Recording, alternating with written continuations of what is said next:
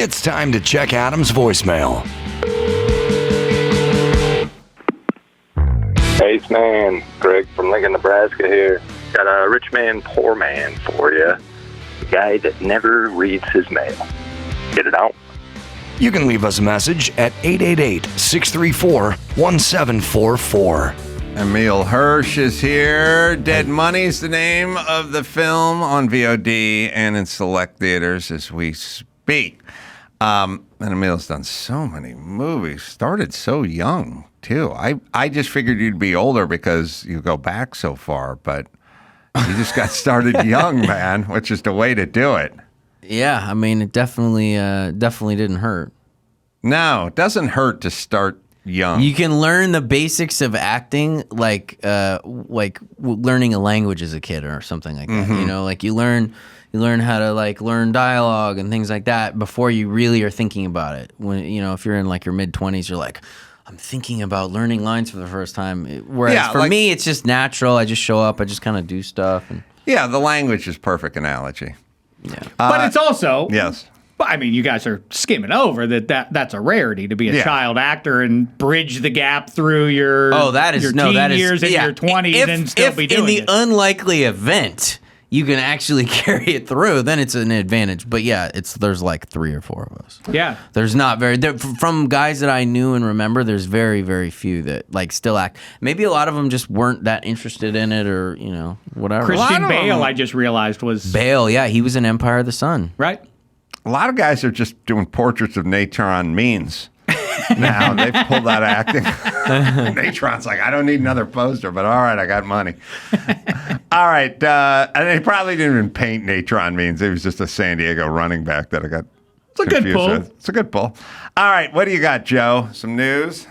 Yes, Jane's Addiction has canceled its reunion tour in the wake of an onstage fight. I'm not sure if you guys saw the clip, but over the weekend, Dave Navarro, Perry Farrell got into it on stage. And now the band has announced that it is canceling the rest of its tour with updates from Navarro on Instagram and now Perry Farrell apologizing as well. So we'll play the clip for you guys. I'm glad this happened because he bumped him and then he pushed him again and he's screaming at him and they took a swing at him. It seems to come out of nowhere. Perry Farrell gets in Dave Navarro's face for unexplained reasons. Well, I'm glad that maybe he was ripping that guitar solo just a little. It was like Steve Buscemi at the end of like Airheads or whatever. Yeah. Where he's just like doing the thrust guitar thing. He just couldn't take it anymore. Navarro's a really nice guy. Dave Navarro's a very nice guy. He is a very nice guy. You can pause it if you like. Navarro's a really nice guy. Mom was murdered. It's a crazy story. Sad. Grew up out here. Perry Farrell, I never met him until he came in here like 6 months ago. It's Will Ferrell's cousin. Really? No. I was going to say, that's weird. Range. But now he comes in here, and I'm like, oh, Perry Farrell's coming in. That guy's fucking nuts. Like he's nuts. He came in here. Yeah, and I'm like, how's this interview going to go with this crazy person?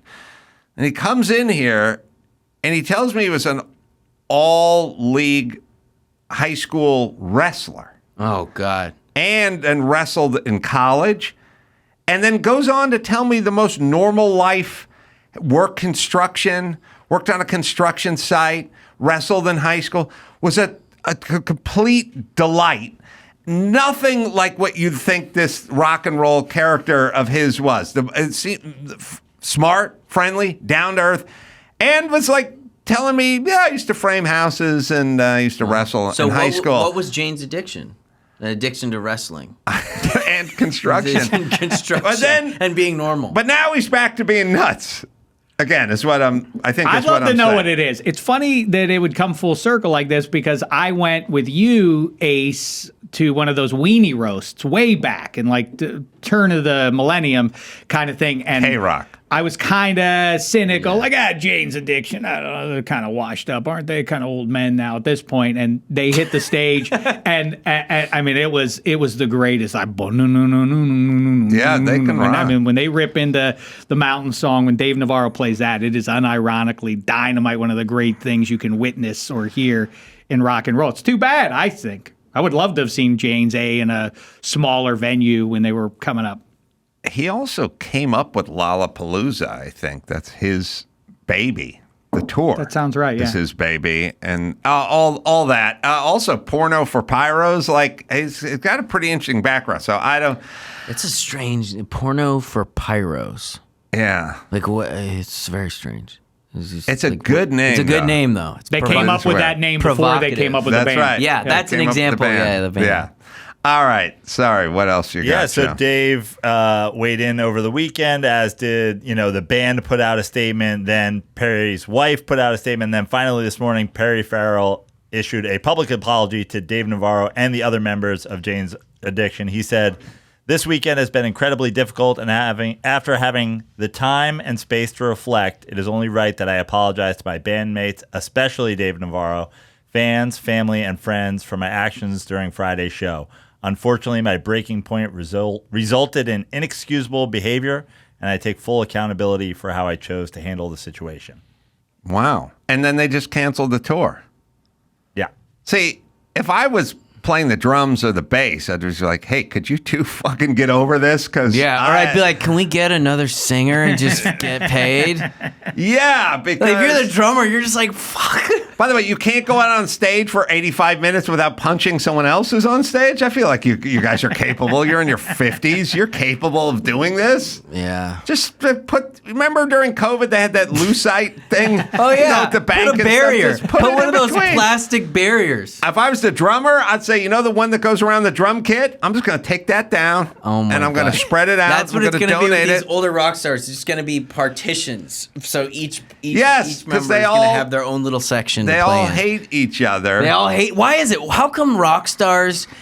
They hate each other when they're older so much. It's just they resent the shit out of each other. It's like the classic thing you see where it's just like their egos are so big. Comedy duos hate each other as well. All duos and all bands and all. Well, okay, you tour around the world. You're in confined spaces for long periods of time. Inevitably, somebody's doing something that's bothering somebody else in that band. There's a great Joe Perry. There's a great clip of Joe Perry and Steven Tyler where Steven Tyler and Joe Perry hate each other from Aerosmith, and Steven Tyler's like trying to walk across the stage, and Joe Perry, I think Steven Tyler's singing, and Joe Perry just gives him a little hip check, little butt check, and just butts him right off the stage. I mean, he could have said, Steven Tyler's a frail man, and he could have been 70 when he did it. He could have broke his hip in 3 places. Like, he fucked him up, and it's just he doesn't like him. Wow. I assume it's usually creative differences. I've gotten to talk to Stuart Copeland about like what is the thing with Sting and everything. It's like creative differences. Just don't agree on what the sound should be. Someone says, I want it to be this way, and the other guy goes, I disagree. No, in 1985, Sting just went, every single song we do has to sound like a reggae song. And I don't care what song it is. We're going to do the reggae riff on everything. Wouldn't you get raw if you were like, did you see the documentary a few years ago with the Beatles? And it became abundantly clear if you watched it all, like, well, Paul McCartney is obviously steering this ship much more than John Lennon is. But the shine that they're getting is McCartney and Lennon are a duo. At some point, it would settle into me being vain that, why is he getting equal credit, man? I'm the guy I'm the straw that stirs this drink. Usually it wouldn't be like he's a douchebag, like David Lee Roth. That's my sense with Van Halen. They're like, yeah, we don't like him. He's a weirdo guy. But usually Lennon was just undeniably the cooler one, though. But I would be resentful of that. I'd be like, why do all the girls like him so much? I'm the one. Do it with your British accent. Why do they like him so much more than... Wait, I don't think I got that right. Here's how everything works in every relationship. If you can have like the bass player from Van Halen, Mikey. I can't think of Mike's last name, but good dude. He's super easy. I mean, nicest guy in the world. Know him a little bit, hang out. He's nice. If you have laid back and friendly, you can get along. You can work it out. It's like in a relationship. You can't have two moody people. The husband and the wife can't both. You can have the moody wife and the husband who's just flexible and all right, fine. You know, they and you can have two laid back people, but you can't have two moody people. Those people can't cohabitate. Same with roommates, same with workmates. Like you can't, somebody needs to be flexible and easy. If you get two moodies in a band, you can have a band with David Lee Roth, but not David Lee Roth and Eddie Van Halen. You could have David Lee Roth and then three dudes who are super flexible, but not two hard dudes. Yeah. Then that's where it starts. They start butting heads. We find Steven Tyler getting butted up. It's got to be on. It's all over the internet, right? Prickly alphas. Yes, prickly alphas. We're working on it. It's we haven't found a clip of it yet. There's possibly one on TMZ we're scrubbing through. They for should it. maybe what I saw, reemerge instead of Jane's Addiction. Prickly Alphas. Just hit the stage now. New tour. Prickly alphas, man. I would watch them. All right, what else? You can find that on. Yeah, it is on TMZ because I saw it like a week ago. More sad news from the music Oh, here world. it is. Here it is. Sorry. Let's see.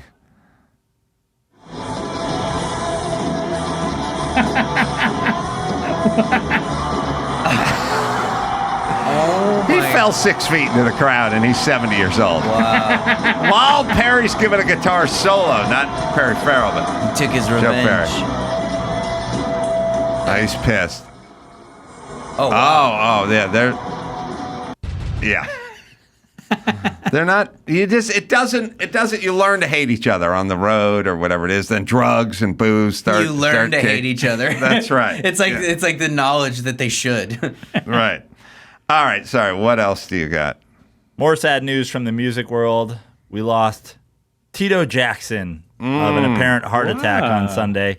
He was driving from New Mexico to Oklahoma when he died, apparently of a heart attack, according to the family manager, Steve Manning, who told that to Entertainment Tonight. It's a weird drive going from New Mexico to Oklahoma, right? It's A strange detail doing. It's a weird, like in the world of Southwest Airlines and stuff. Does anybody do those anymore? Like for $111, you catch a Southwest. Maybe he didn't like flying. Maybe he was scared. Joe Jackson, the dad, is gone, right? Mom is still alive. So that's 3 total from the immediate family? Tito, Michael, and Joe? Yeah, I think that's it. I always liked Joe Jackson, the dad, because he was always accused of beating his kids and being this kind of strong-arm guy, and he'd do these videos. He was kind of like the Bikram yoga guy where they'd go hundreds of women have accused you of raping them. They should pay for my semen. He doesn't go like, look, there are a lot of allegations. He goes head first right into everything. What does he say? He's literally says, like they go, you had a young yoga instructor. She was a whore. She should pay for the semen I put on her head. Like literally, he fucking dives right in.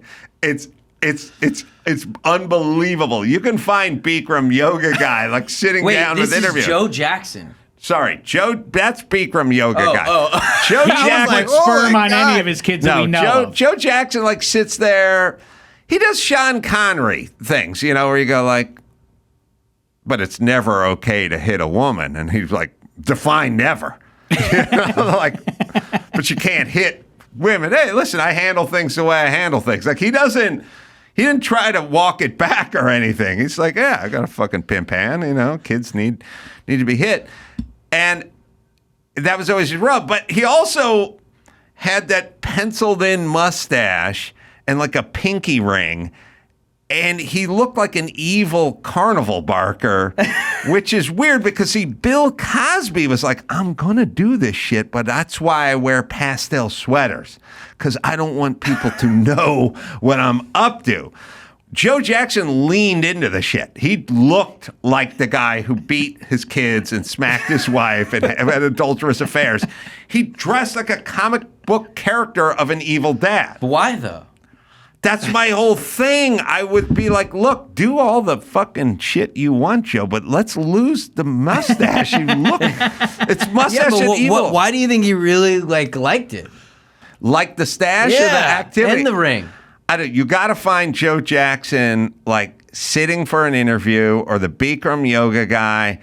He would dress like in a 40s movie, the guy who was the heavy, the evil guy when he walked into the restaurant. I think some percentage of people who are successful have this Samson sense of themselves, like, I can't mess with what's gotten me to this point. He's novelty. I better not change this look. He's old school Indiana poverty. Now I'm living in Encino, and I'm going to have a pocket square and a tie clip and a bowler with a feather. I'm dressing like a pinky ring, like a nugget watch. This is what a rich guy would do from his childhood. So I think that's how Joe Jackson. Back to the bands. Fighting among bandmates is common. Also common, and I think more repellent to my eyes, is the conversations during the show between the guitar player and the lead man. When they do the back to back and they lean in, and then the one guy says something, and they all laugh. What are you talking about in the middle of the show that's making you visibly laugh? What's going on that's so funny? What wisecrack warranted that reaction? That's all the inside joke. That's right, it is. I don't care for it. I came in to see you and connect with you, and now you're doing little inside jokes with each other. Let me in. All right, here's Joe answering allegations. He already has a chain outside of his. This is just Joe in an interview looking Joe Jackson. Looking Joe Jackson. Big gold chain outside the tie and collar and pinky ring and nugget watch. You got to get a shot of him with his penciled in mustache. The hat inside's a good look. Hat inside. I mean, it's. Oh, wait, there he is. Let's see.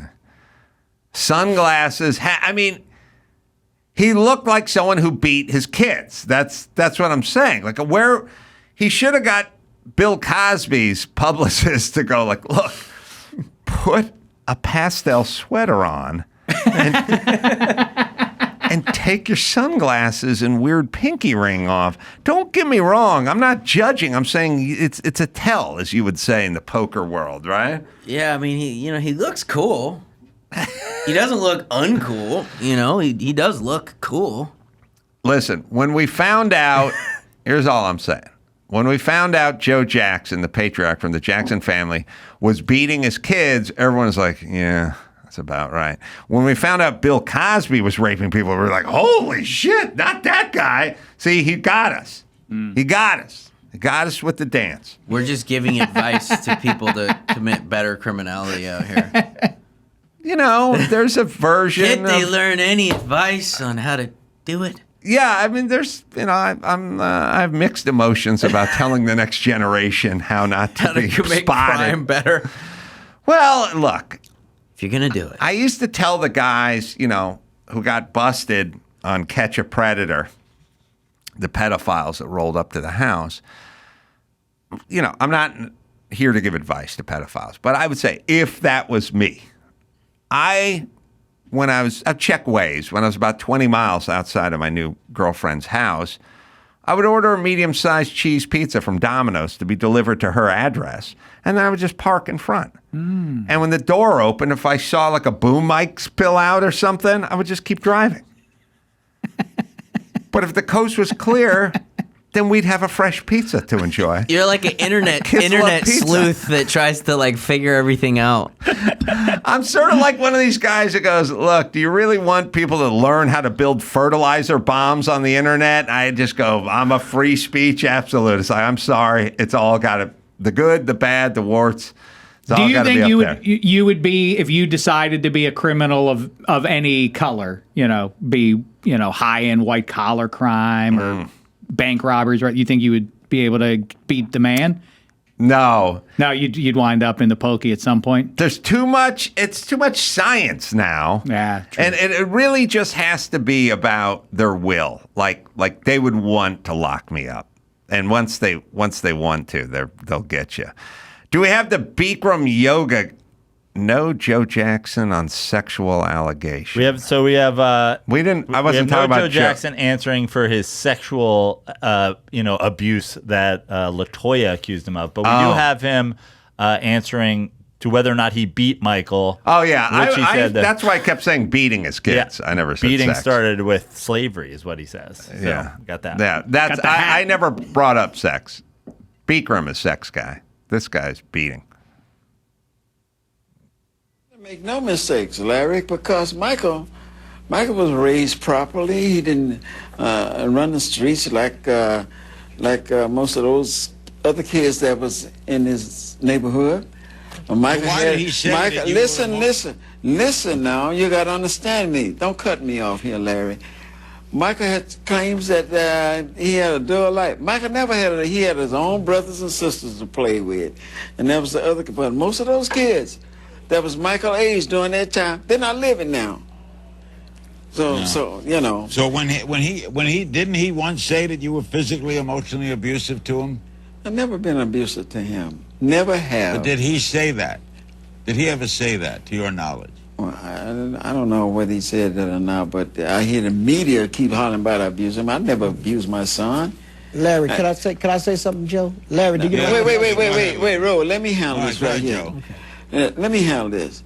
The media keep hollering about saying that I beat my son. That's not true. You know where this beating started? The beating started in the slavery days. They used to beat the slaves, and then they used to torture them. That's where this beating started at these slave masters, and that's where that come from. But hey, there's a lot of people in America. How can people go? But a lot of people in America speak to kids. If they say they don't, they're lying. They're lying. And Michael was never beaten by me. Never beat at all. You're on record. That's funny. He says if they're being beaten, if they say that they're not, they're lying. And he goes, but he was never beaten. He just accuses all the parents. He's like, they're all lying if they say they don't, okay? But do not dress like someone who just got done beating their child before you go on Larry King. You know what he should have dropped? You know what he should have wore? Forget about Bill Cosby's sweater. Sinbad's snowmobile jumpsuit that he wore in one of his specials. Sinbad wore a literal onesie for men. I weirdly remember that drive snowmobiles. That's what he should have, because no one's ever accused Sinbad of beating anyone in his snowmobile outfit. That's true. No one has it I'm aware of. Are you aware? That's science. Emil, anyone you know has been accused of Sinbad beating him in a snowmobile outfit? I don't think so. I'm trying to think. You want me to give you a second? I don't think so. So no. No. All right. No. I think it's that's my it's a point. tried and true outfit. I made my point. All right. Is Bikram yoga guy out there? Oh my God. We got Bikram yoga guy. We got something. Here we go. He's the best. Bikram yoga. He invented Bikram yoga. Sarah Bond, Jill Lawler, Maggie Genthner. They felt sexually violated by you. Okay. Lie, and lie. I don't need to do that. Rape or sexually assault? Sexual assault. If I need women, I can make a line, the most beautiful, famous, rich women in the world. If I have to sleep with women, then I have to sleep, 5,000 girls every day. 5,000 women a day want to sleep with you? Yeah. They commit suicide. 4 of them. You're saying that 4 different women 4 different women. each killed themselves because you wouldn't have sex All with them? died. Why I have to harass women? People pay $1 million for He's so one proud of drop that, my too. sperm. Wait, play that back for one second. Why I Well, listen, here's this line. Listen to this line. have to harass women? People pay $1 million for one drop of my sperm. I can make $1 million a day, every drop. You are that. Oh my God! dumb. Yeah, I'm gonna show there's this. doubling down, and then there's Women of the Yeah, I'm going to show this to my son as part of his media training. This is, son, this is how, if you're ever accused, this is how you handle it. Listen, you're in the surf, a wave's coming. You try to get away from it, you get pummeled. You have to dive through the wave, boy. Put your head He's down. not even and dive diving through a it. wave. He's like beating the guy on the jet ski next to him and then racing the jet ski into I'm the wave. saying, if I'm in the media training business, I show this guy's tape. And the Go, way this is he new like world jutted order. out his face and like pointed his lips to enunciate all of his points with his like weird ratty hair. Ooh. 4 women have killed themselves. He's like all dead. All dead. $1 million. So Demi Moore, it was a remake of Indecent Proposal with Moore. He was right. the original. $1 million for his You sperm. can do $1 million a day. For one drop. Only For one one drop. drop. And you know he's got more than one drop. Oh, yeah. a drop. Doesn't come in drops. He invented Bikram yoga. Wow. That's the dude. He's a hero. What about what you know about Wim Hof? No, this is Yeah. not Wim Hof is actually pretty cool. Yeah. With the cold water breathing. That's like a cool That's the ice bath thing you're The talking ice about? bath, yeah. Are you into this? I like to get in an ice bath every now and then, and You do? I watch some YouTube videos on Wim Hof. I don't understand when I just saw a woman 9 months pregnant jump in. I to saw a that ice too. thing, and I thought, is that definitely safe to do? And also, I feel like this. Adam Carolla is a big ice bath advocate. He likes. I doing just this. got my I haven't tried- cold Yeah. tub Oh, fired nice. up Okay. again. All yeah. right. It's hard. I hadn't done it. When you get out, you feel great. You're definitely awake. But Why? It's hard. Because it's challenging yourself, and you feel like It I'm just better for rocks this. your body and your mind when you get in it right in the morning for like a minute, and then you get out and you're like, oh, I'm so awake. Like if you're tired, if you're underslept, and you get in one of those things, like you're crazy awake after. Is it that big a difference between that and me getting into a cold shower? Yes. Yeah, because It it's is, huh? just that much like colder. the big ragu when he would get hot and heavy with Shirley in the apartment, the basement in Laverne and Shirley. Carmine, the big ragu, when he would go for second base, Shirley would be go take a cold shower, and he would literally have to go take a cold shower. Grown man. You would know have what's to a do that. weird thing about the Big Ragu? You don't remember Laverne and Shirley. I watched it as a kid, but I don't remember it. The Big Ragu ran about 5'6" and a half. Little guy, yeah. And the Fonz was a nebbishy Jewish guy Right. from New York. Like neither one of them was physically imposed. And it was always like, oh, Fonzie's here. And the guy that's on the football team would all back up, you know. And then And he had that leather jacket. the you Big know? Ragu would show up. He's 5 foot nothing, 161 pounds. And all again, the lumberjacks would be like, the Big Ragu's here. Shouldn't they have cast Aaron Hernandez lookalikes? Like, Same MMA guy. At least Liev Schreiber. at least Liev. I mean, hire the Big Rack. It's got the word. Hire a big dude. Okay. All right, Emil. We've used up enough of your precious time. Well, thanks for having me. Same old questions you always have to answer everywhere you Yeah, go. it's always Big Ragu. Speed Racer and Big Ragu. Those are the big ones.